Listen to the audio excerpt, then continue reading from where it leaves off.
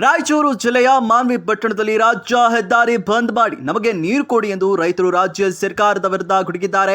ಮಾನ್ವಿ ಶಾಸಕ ಹಂಪಯ್ಯ ನಾಯಕ ಸಚಿವ ಎನ್.ಎಸ್. ಬೋಸಿರಾಜು ಅವರು ಬರೀ ಗೂಟಾಟದ ಕಾರ್ನಲ್ಲಿ ಕುಳಿತು ಸೈರನ್ ಮಾಡಿಕೊಂಡು ತಿರುಗಾಡ್ತಿದ್ದಾರೆ ವಿನಃ ನೀರು ತರುವಲ್ಲಿ ವಿಫಲರಾಗಿದ್ದಾರೆ ಎಂದು ಆಕ್ರೋಶ ವ್ಯಕ್ತಪಡಿಸಿದ್ದಾರೆ. ಈ ಪ್ರತಿಭಟನೆಗೆ ಬೆಂಬಲಿಸಿ ಮಾತನಾಡಿದ ಮಾಜಿ ಶಾಸಕ ರಾಜ ವೆಂಕಟಪ್ಪ ನಾಯ್ಕ ಅವರು ಮಾನ್ವಿಯಲ್ಲಿ ಕೊನೆ ಭಾಗದ ರೈತರು ಬೆಳೆದ ಬೆಳೆಗಳು ಹಾಳಾಗಿದ್ದಲ್ಲದೆ ಒಣಗಿ ಹೋಗುವೆ, ಇದೆಲ್ಲವನ್ನ ನೋಡಿದ್ರೆ ಸರ್ಕಾರ ಬಡ ರೈತರಿಗೆ ನೀರು ಕೊಡುವಲ್ಲಿ ವಿಫಲರಾಗಿದ್ದಾರೆ ಎಂದು ಆಕ್ರೋಶ ವ್ಯಕ್ತಪಡಿಸಿದ್ದಾರೆ. ಮಾನ್ವಿ ಪಟ್ಟಣದಲ್ಲಿ ಎಡದಂಡೆ ಕಾಲುವೆಯ ಮೈಲ್ 85ರಿಂದ 92ರವರೆಗೆ ರೈತರು ಇವತ್ತು ಹೋರಾಟ ಮಾಡಿದರೆ ನೀರು ಕೆಳಭಾಗಕ್ಕೆ ನೀರು ತಲುಪ್ತಾ ಇಲ್ಲ ಅನ್ನೋ ಒಂದು ಉದ್ದೇಶದಿಂದ ಇವತ್ತು ನನ್ನ ರಾಸ್ತಾರೋಕ ಮಾಡತಕ್ಕಂಥ ಕೆಲಸಕ್ಕೆ ರೈತರು ಕೈ ಹಾಕಿದ್ದಾರೆ. ನಾನು ಈ ಸಂದರ್ಭದಲ್ಲಿ ಒತ್ತಾಯ ಮಾಡ್ತೀನಿ, ಮಾನ್ಯ ಸಚಿವರಾಗಿರ್ತಕ್ಕಂಥ ಬೋಸರಾಜ್ ಅವರಿಗೆ, ಈ ಭಾಗದ ಶಾಸಕರಾಗಿರ್ತಕ್ಕಂಥ ಹಂಪಯ್ಯ ಸರ್ಕಾರ ಅವರಿಗೆ ಒತ್ತಾಯ ಮಾಡ್ತೀನಿ. ನೀವು ಬರೀ ಮೈಲ್ 69 ಹೋಗಿ ಅಧಿಕಾರಿಗಳಿಗೆ ಗೇಜ್ ಮೇಂಟೈನ್ ಮಾಡಬೇಕು, ನೀರು ನಿರ್ಮಾಣ ಮಾಡಬೇಕಂತ ಹೇಳ್ತೀರಿ. ಅಧಿಕಾರಿಗಳೇ ಇಲ್ಲ, ನಿಮ್ಮದೇ ಸರ್ಕಾರ ಇದೆ, ನೀವೇನು ಮಾಡ್ತೀರೋ ಗೊತ್ತಿಲ್ಲ. ಆದಷ್ಟು ಬೇಗನೆ ಒಂದು ವಾರ 15 ದಿನದಲ್ಲೇ ಅಧಿಕಾರಿಗಳನ್ನು ನೇಮಕ ಮಾಡೋದ್ರ ಮೂಲಕ ಇವತ್ತು ಕೆಳಭಾಗಕ್ಕೆ ನೀರು ತಲುಪಿಸ್ತಕ್ಕಂಥ ಕೆಲಸ, ನೀವು ಪ್ರಾಮಾಣಿಕ ಕೆಲಸ ನೀವು ಮಾಡಬೇಕಂತೇಳಿ ಈ ಸಂದರ್ಭದಲ್ಲಿ ಒತ್ತಾಯ ಮಾಡ್ತೀನಿ. ಈಗಾಗಲೇ ಸಿ ಅವರು ಸಹ ಇಲ್ಲಿಗೆ ಒಂದು ಧರಣಿ ಕಾರ್ಯಕ್ರಮ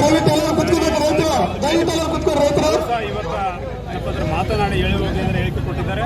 ಆದಷ್ಟು ಬೇಗನೆ ನಾನು ಕಾಲುವೆ ಮೇಲೆ ಇರ್ತೀನಿ. ಕಂದಾಯ ಅಧಿಕಾರಿಗಳನ್ನ, ಪೊಲೀಸ್ ಅಧಿಕಾರಿಗಳನ್ನ, ನೀರಾವರಿ ಇಲಾಖೆ ಅಧಿಕಾರಿಗಳನ್ನ ಕರ್ಕೊಂಡು ಮೈಲ್ 69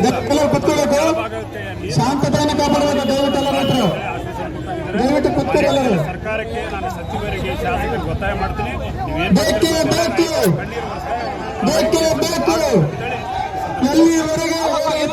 ಮಾನವಿಯಲ್ಲಿ ರೈತರು ಬೀದಿಗೆ ಬರ್ತಾರೆ ಅಂದಮೇಲೆ ಯಾವ ರೀತಿ ಬಂದು ನಿಂತಿದೆ ಸರ್? ಯಾಕಂತಂದ್ರೆ ರೈತರು ಕೂಡ ಒಂದು ರೀತಿಯಲ್ಲಿ ಬೆನ್ನೆಲು ಬಂದು ಹೇಳ್ತಾ ಇದ್ದಾರೆ. ಯಾಕಂದ್ರೆ ರೈತರು ಅನ್ನದಾತರ ಅಂತ ಕೂಡ ಹೇಳ್ತಾ ಇದ್ದಾರೆ. ಈ ರೀತಿ ಬೀದಿಗೆ ಬಂದ್ರೆ ಒಂದು ಸರ್ಕಾರ ಕೂಡ ಏನ್ ಮಾಡ್ತಾ ಇದೆ ಸರ್? ಇವತ್ತು ಸರ್ಕಾರ, ಸಂಪೂರ್ಣ ಸರ್ಕಾರ ಮತ್ತು ಮಂತ್ರಿಗಳು, ಶಾಸಕರು ಸಂಪೂರ್ಣ ವಿಫಲರಾಗಿದ್ದಾರೆ ಅಂತೇಳಿ ಈ ಸಂದರ್ಭದಲ್ಲಿ ಹೇಳಲಿಕ್ಕೆ ಇಷ್ಟಪಡ್ತೀನಿ. ಯಾಕಂದ್ರೆ ರೈತರು ಬೀದಿಗೆ ಬಂದಾರಂದ್ರೆ ನನ್ನ ಅಧಿಕಾರಿ ಅವಧಿಯಲ್ಲಿ ರೈತರಿಗೆ ರಸ್ತೆಗಳಿದ್ದಿಲ್ಲ. ನಾನೇ ಹೋಗಿ ಕಾಲುವೆ ಮೇಲೆ ಮೈಲ್ 69 ಹೋಗಿ ಅಧಿಕಾರಿಗಳನ್ನ, ಜನಪ್ರತಿನಿಧಿ ಎಲ್ಲ ಪಕ್ಷದವ್ರನ್ನ ಕರ್ಕೊಂಡು ಹೋಗಿ ಅಲ್ಲಿ ಗೇಜ್ ಮೇಂಟೈನ್ ಮಾಡಿ ಕೆಳಗೆ ನೀರು ತರಿಸ್ತಕ್ಕಂಥ ಕೆಲಸ ನಾನು ಮಾಡ್ತಾ ಇದ್ದೆ. ಇವ್ರು ಹೋಗ್ಯಾರ, ಅಧಿಕಾರಿಗಳಿಗೆ ನಿರ್ದೇಶನ ಕೊಟ್ರ, ಅಧಿಕಾರಿಗಳೇ ಇಲ್ಲ, ಅಲ್ಲಿ ಕೆಲಸ ಮಾಡಕ್ಕೆ ಅಧಿಕಾರಿಗಳಿಲ್ಲ. ಮತ್ತು ನಿರ್ದೇಶನ ಹೆಂಗೆ ಪಾಲನೆ ಮಾಡೋಕ್ಕಾಗ್ತದ? ಆ ನಿಟ್ಟಿನಲ್ಲಿ ತಾವು ಸಚಿವರಿದ್ದೀರಿ, ಶಾಸಕರಿದ್ದೀರಿ, ಸರ್ಕಾರ ಗೊತ್ತಿಲ್ಲ, ಅಧಿಕಾರಿಗಳು ವಾರದಲ್ಲಿ ನೇಮಕ ಮಾಡಿ ಕೆಳಭಾಗಕ್ಕೆ ರೈತರು ಹೋಗ್ತಾ ಇದೆ. ರೈತರು ಎಣ್ಣೆ ಕುಡಿಯೋ ಪರಿಸ್ಥಿತಿ ಬಂದದ. ದಯವಿಟ್ಟು ಅದಕ್ಕೆ ಅವಕಾಶ ಕೊಡಬೇಡ್ರಿ. ನೀವೇನು ಮಾಡ್ತಾರೋ ಗೊತ್ತಿಲ್ಲ. ಇವತ್ತು ನಾಳರಲ್ಲೇ ಕೆಳಭಾಗಕ್ಕೆ ರೈತರಿಗೆ ನೀರು ತರ್ತಕ್ಕಂಥ ಕೆಲಸ ನೀವು ಮಾಡಬೇಕಂತೇಳಿ ಸಂದರ್ಭ ಬೋಸರಾಜ್ ಅವರು ಅಪಾರ ನೀರಾವರಿ ಬಗ್ಗೆ ಅನುಭವನೇ ಇದೆ ಅಂತ ನಾನೇ ಹೇಳ್ಕೊಂತಾನೆ. ಬಟ್ 30 ವರ್ಷ ಅವರಿಗೆ ಅಧಿಕಾರ ಮಾನ್ವಿ ಕ್ಷೇತ್ರದಲ್ಲಿ ರೈತರು ಕೊಟ್ಟಿದ್ದಾರೆ. 30 ವರ್ಷ ಸೇರಾನ ಹಾಕ್ಯಂಡು ಕಾಲುವೆ ಮೇಲೆ ತಿರುಗಿತೆ ಬಂತು ಹೊರತು ಕಾಲುವೆಗೆ ನೀರು ತರೋದು ಮಾತ್ರ ಆಗಿಲ್ಲ. ಕಳೆದ 30 ವರ್ಷದಿಂದ ನಿರಂತರವಾಗಿ ಇಂಜಿನಿಯರ್ಗಳ ಸಂಖ್ಯೆ ಕಡಿಮೆ ಅಧಿಕಾರಿಗಳು ಎಷ್ಟಿರ್ಬೋದು.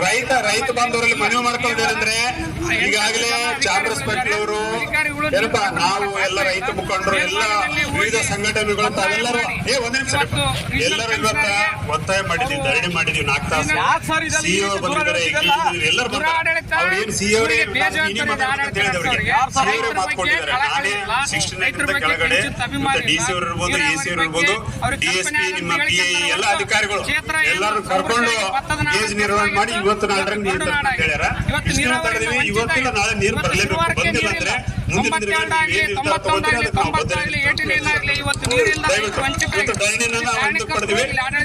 ಶಾಸಕರು ಇರ್ಬೋದು, ಸಚಿವರು ಇರ್ಬೋದು, ಬೋಸರಾಜ್ ಅವರು ಇರ್ಬೋದು, ಹಂಪಯ್ಯ ನಾಯಕರು ಇರ್ಬೋದು.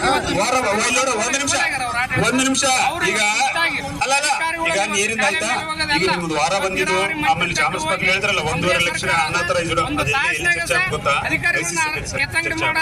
ICC ಯಾರು ಮಾಡ್ಬೇಕು ಚರ್ಚೆ? ನಮ್ಮ ಭಾಗ ಶಾಸಕರು, ಸಚಿವರು. ಅಲ್ಲಿ ಈಗ ಎಲ್ಲ 1 ನಿಮಿಷ ಚಾಮರಾಜ ಪಾಟೀಲ್ ಏನಿದ್ರು ಅಲ್ಲಿ ತಗಡಿಗೆ ಸ್ಟ್ರಾಂಗ್ ಏನಪ್ಪ, ಎಷ್ಟು ಒಂದು ಮೋಟರ್ ತೆಗೆಯಕ್ ಕೊಡ